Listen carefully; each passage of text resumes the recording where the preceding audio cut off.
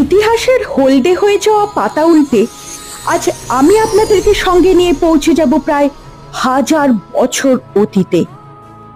পৌঁছে যাব ঠিক সেই জায়গাটিতে, যে জায়গাটি একসময় ছিল বাণিজ্যের প্রধান কেন্দ্র, যে জায়গাটিকে পর্তুগিজরা বলতো পর্তু পেকেনু, অর্থাৎ ছোট বন্দর, ও তার সাথে চট্টগ্রামকে বলতো পর্তুগ্রাদি, অর্থাৎ বড় বন্দর।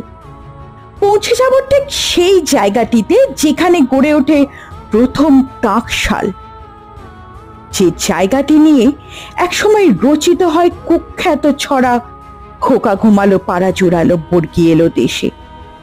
সে জায়গাটিতে, যে জায়গাটি শহর থেকে বন্দর হয়ে ওঠে উন্নত আর সরস্বতীর ছোঁয়ায়, আবার সেই সরস্বতী তার যৌবন হারিয়ে সেই